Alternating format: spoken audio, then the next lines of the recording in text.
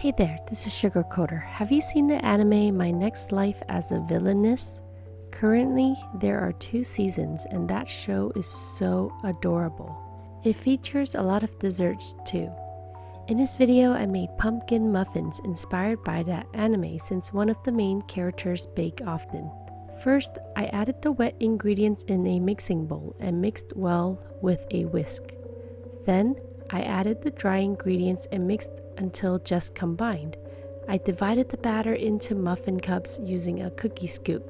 And then lastly, I baked the pumpkin muffins for about 25 to 30 minutes until a toothpick came out clean. I put the recipe in the video description. So you can eat these muffins as is, or you can dust the top with ground cinnamon.